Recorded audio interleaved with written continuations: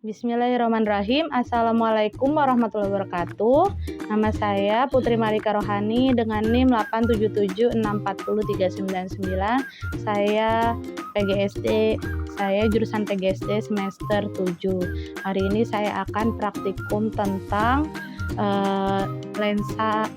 tentang cermin datar. Sifat-sifat dari cermin datar. Alat dan bahan yang saya butuhkan adalah cermin datar, kertas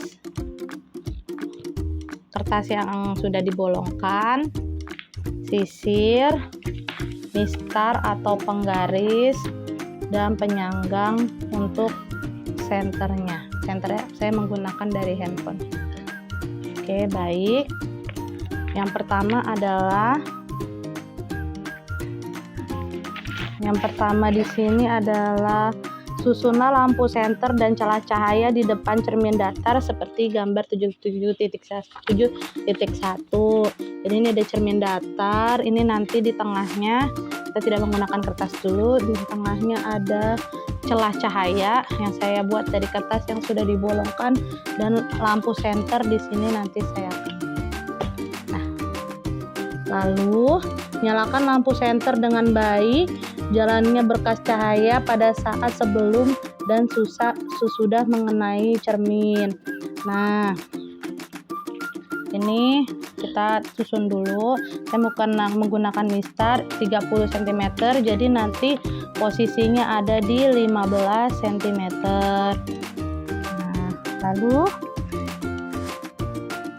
Nah, ukurlah sudut datang I dan sudut pantul tersebut R. Nah, sudut datangnya cahaya, ini sudut pantulnya ini. Lalu letakkan sebuah benda di depan cermin datar dan amati bayangan selama benda itu digeser-geserkan di depan cermin datar. Baik, kita bisa lihat. Ini ukurannya 30 cm. Nah, tolong di shoot yang cahaya kecil. Nah, di sini. Ini ukurannya lurus. Kita dekatkan. Nah, ini bisa kelihatan ya. Bergerak. Ini di ukuran 30. Ini di ukuran 30 sama cahayanya lurus. Tidak berubah. Memantul lurus, kita dekatkan di ukuran 20. Nah, agak lebih besar. Lalu Nah, ini agak lebih besar tuh yang bergerak. Nah, baik, ini cahayanya atau kita gunakan seperti ini supaya lebih kelihatan. Tuh. Ya, ini 15, ini 30. Mana cahayanya? Nah, ini 30 ya, ini yang bergerak.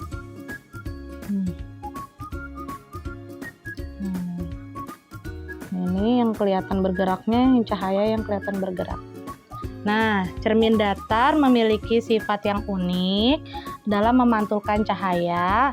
Nah, pemantulan teratur, cermin datar memantulkan cahaya dengan teratur sehingga bayangan yang dihasilkan memiliki ukuran dan bentuk yang sama. Tadi seperti yang tadi, cermin datar ketika ini ditaruh 15, ininya 30, kan 30 cm, jadi ukurannya sama. Cahaya yang dihasilkan ukurannya sama. Nah, baik, untuk berkas cahaya kita akan menggunakan kertas dan sama sisirnya mana. Nah, ini menggunakan berkas cahaya. Nah, ini di 15, ukuran 15, ini 30. Nah, ini cahaya, berkas cahaya. Nah, kalau dimajukan dia semakin besar, dimundurkan, ukurannya tidak berubah ya. Kalau dimundurkan, ukurannya tetap sama, tidak berubah ketika dimundurkan. Bisa dimajukan, cahayanya besar. Nah, bayangan maya. Ini bayangan maya yang dihasilkan oleh cermin datar adalah bayangan maya. Artinya bayangan tersebut tidak dapat diproyeksikan ke layar. Nah, Pemantulan cermin datar, sudut datar sama dengan sudut pantul.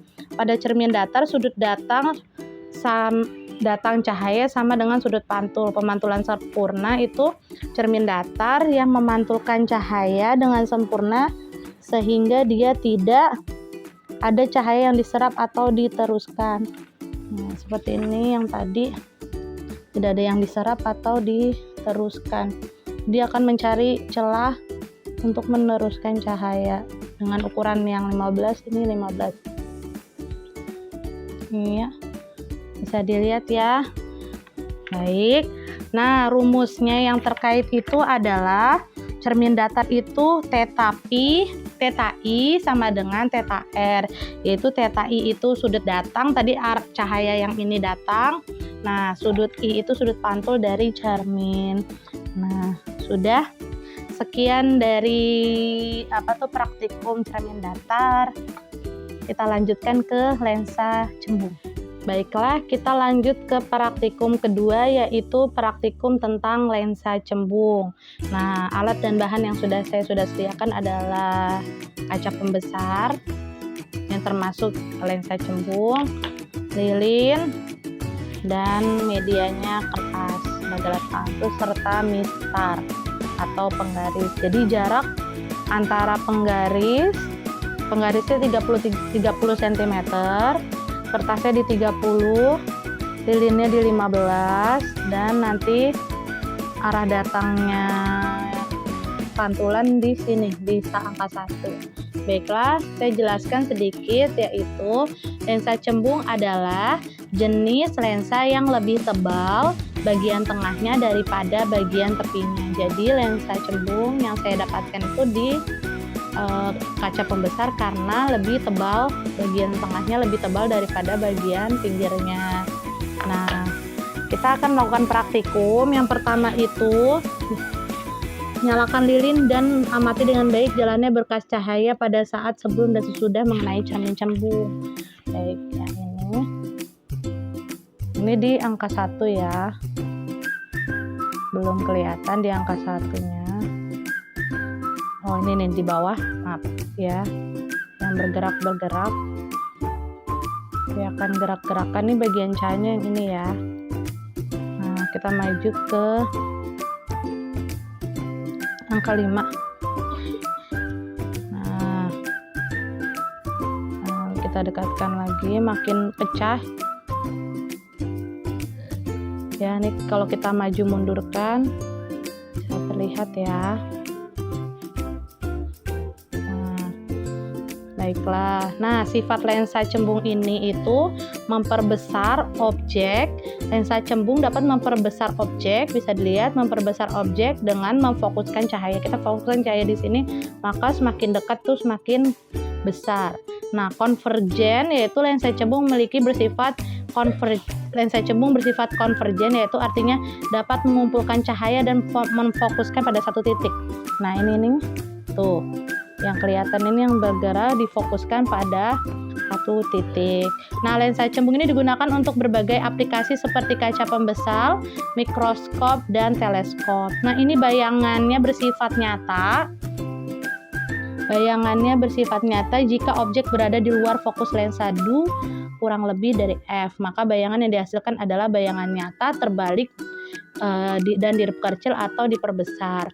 Nah, bayangan mayanya jika objek berada di antara fokus lensa DU kurang dari F, maka bayangan yang dihasilkan adalah bayangan maya tegak dan diperbesar. Nah, sifat bayangan ini yang saya gerak-gerakkan ini tergantung pada posisi objek relatif terhadap fokusnya si lensa. Ini pada kasus lensa cembung di pos. Baiklah, kita akan melakukan praktikum yang ketiga, yaitu lensa cekung. Nah, alat dan bahan sama, bedanya hanya kita akan menggunakan sendok atau kacamata yang saya pakai. Nah, baik. Apa sih lensa cekung itu? Lensa cekung adalah jenis lensa yang lebih tipis di bagian tengahnya. Ini ya. lebih tipis dari bagian tengahnya daripada bagian tepinya. Jadi mencekung ke arah dalam seperti kacamata saya, dia agak cekung ke arah dalam. Cekungnya ke arah dalam. Nih, beda ya seperti lensa cembung yang bagian tengahnya tebal, kalau lensa cekung dia bagian tengahnya tipis. Jadi pinggirannya itu tebal. Nah, kita lanjut, kita akan seperti tadi, ukurannya ini 30 cm, jarak cahayanya ini 15, di sini dari angka 1 jadi 15. Nah, ini dari lensa cekung, baik. Nah, sifat dari lensa cekung ini itu adalah divergent atau bersih, artinya menyebarkan cahaya. Ketika didekatkan, cahayanya semakin menyebar. Nah, ketika dijauhkan, cahayanya semakin mengecil. Tuh, kita didekatkan cahayanya menyebar, ketika dijauhkan cahayanya mengecil. Nah, memperkecil objek, lensa cekung dapat memperkecil objek dengan menyebarkan cahaya. Nah, bayangannya itu bersifat maya, tegak, dan diperkecil. Saya akan menggunakan kacamata saya. Kena. Nah ya, ketika didekatkan susah sekali. Nah, ya ketika didekatkan itunya menyebar ya, tuh. Nah, yang bagian cekungnya. Semakin dekatkan, semakin berkas cahayanya itu menyebar, tapi semakin dijauhkan berkas cahayanya itu mengecil. Jadi sifat